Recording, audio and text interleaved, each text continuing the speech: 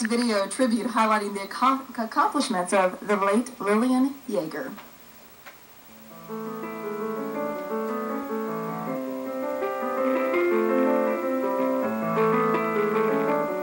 Dr. Lillian Yeager grew up in Bainbridge, Georgia, with her parents and 4 brothers. At 5 years old, she was gifted with her first mentor, a retired teacher.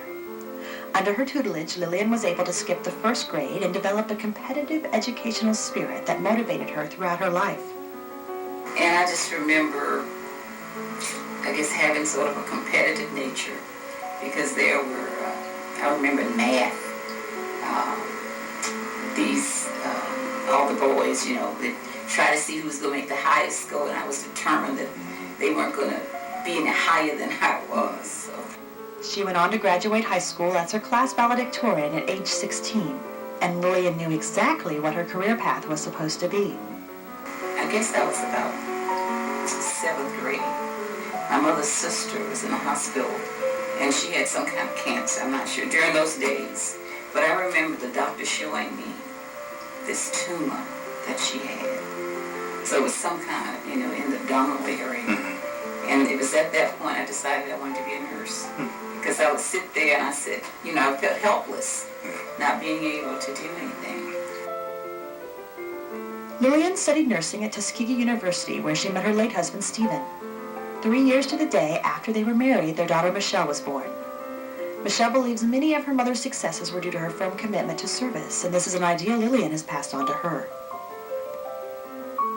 Being that my mom was here in the local community, I always feel wonderful to go into a room and if someone introduces themselves to me, I say, you know, hi, my name is Michelle Yeager. I always say my first and last name because there's a great chance that someone knew my mother, and it's a great connection for me to make in the community because, like I said, I want to give back just like my mother gave back, and that's just one way I try to do it. Another lifelong passion of Lillian's was her dedication to the Indiana University Southeast Division of Nursing. I've been at IUS since '73 when I arrived here. I started out as faculty, and then actually I graduated on a Friday in 2000, May 2000. That Monday, they'd offered me an interim position as dean. The following year, Lillian received news that changed the course of her life but never dampened her enthusiasm for living. Although she was diagnosed with stage 4 ovarian cancer in 2001 and had a very low chance of living for 5 years, being diagnosed in that way, she lived her life to the fullest. She traveled, she learned how to belly dance, she, you know, furthered her career. She became the dean of nursing after she was diagnosed. So, I mean, she didn't let life slow her down. When I first met Lillian, she walked through the doors of our support group meeting for ovarian cancer and gynecological cancer patients. And she was just full of life. She glowed. She walked into that room and said, I want to learn more. I have it. What are we going to do about it? Lillian exuded strength and a sense of purpose, relying on her faith and her nursing skills as she coped with her own illness while offering support to other women with ovarian cancer. She was just so positive throughout all the years that I knew her. She always gave you 100% of her attention when you were talking to her. She was just strong, just physically, mentally, spiritually, and she had time for anybody that needed her. I've had a good life. I don't regret where I am. You know, if I don't, you know, if you say, well, if you don't want the cancer, who would you give it to? Nobody. So I just learned to deal with it and still try to be caring in spite of the struggles.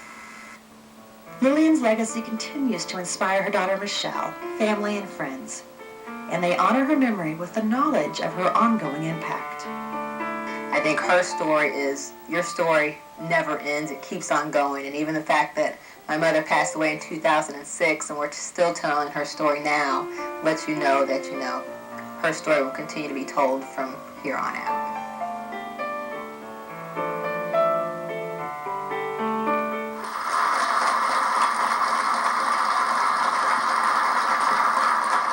I just learned that Lillian actually sat down for those videos and made them once she was diagnosed with cancer, and today we're so thankful that she could share her own story, because you can see that twinkle in her eye, twinkle in her dance and in her toes there, and we're thankful she could tell her own story to us tonight.